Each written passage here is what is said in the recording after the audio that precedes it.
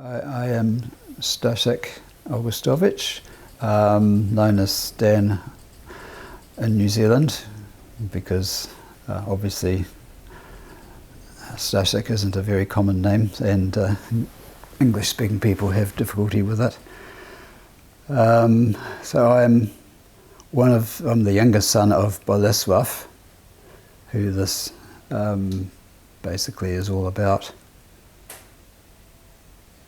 He didn't, well, of course, when I was very young, I didn't understand the past, and I think he was very sad to talk about past events. He talked some things about our family, but not a great deal, because I saw he was getting quite emotional when he actually delved into past events. He was very bitter about the outcome of the war, the fact that he had no home to go to afterwards in Poland, the whole outcome that he'd given up so much of his life. He was obviously very optimistic and hopeful that Poland would come through, but it wasn't the case. So when the Soviet Union was established, he wanted no part of it. And yeah, through a series of events, he ended up in New Zealand. Yeah, it was very difficult because things we'd only get glimpses into his past life. We wouldn't get the whole picture. It was like a piece in a jigsaw. He'd talk something about his father or his sisters. Some of the things that happened, but nothing really about the war. He totally didn't really want to talk about that. Only I suppose the less emotional side. He did talk about the bear mascot that they had, how he chased it out of his tent with a pole. But none of I guess he didn't really like to talk about anything that he found would be stressful to him. So consequently we didn't learn as much about him as we might have otherwise. Well, I knew my father, well, he was born there. That's how I knew about it. And I knew about, later on, he was sent to a gulag in Siberia, but otherwise I don't have as was my mother in fact, but obviously separately.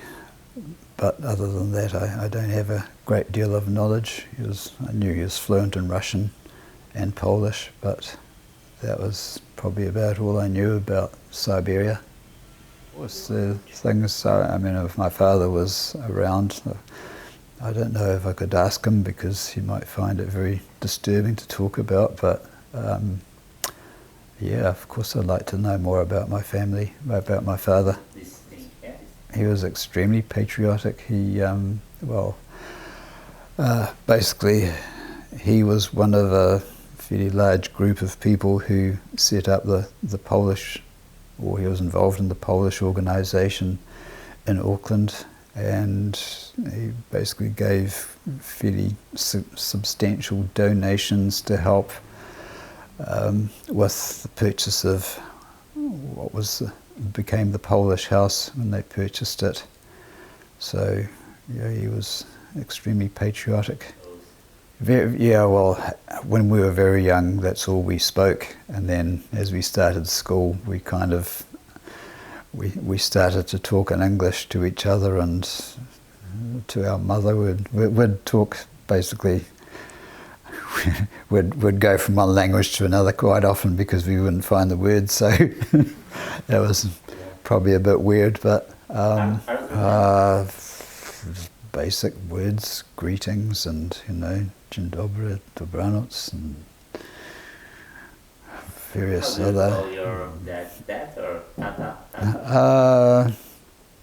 I just called him. What did I call him when I was young? I can't remember. I called him Dad when I was, later on. I honestly can't remember what I called them when I was young.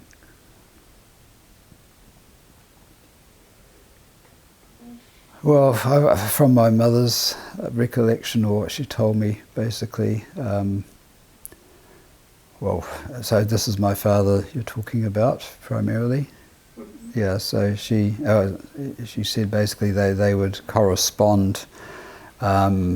She was in a camp, basically of orphan children who came out at the end of the war in Pahiatua, and they were encouraged to write to fellow Poles back, various places, wherever they could.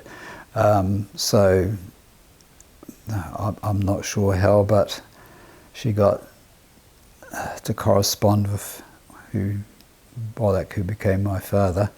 And after some correspondence, he came out to New Zealand to meet her, and they decided to get married. And he got residency and stayed here and made his home here in Auckland. Oh no, he loved company. He always liked visitors. There were, in those days, you didn't text and whatnot. People would just turn up on your doorstep, and it was quite often, most time it was welcome, but sometimes when he was busy, he kind of found a little bit of an intrusion. But he always, made the best out of what he could. So, he enjoyed company. He certainly didn't like being alone too much. I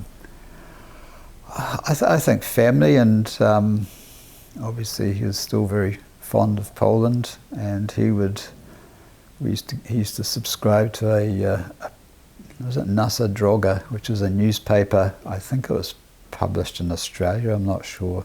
I don't know that much about it, but he used to get that mailed, and in those days things were much harder to get internationally.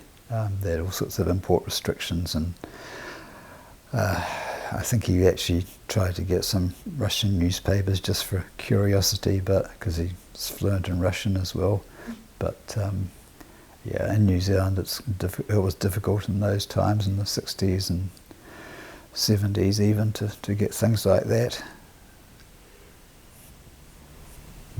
And he was very passionate about his photography, of course, when he first started, but kind of as colour came out, he kind of got a bit less involved because he didn't have control of the process. Like when he had black and white photography, he'd do his development of his own films and make his own prints, and he'd set up a dark room in the laundry, and we'd often be there to help and look on with curiosity.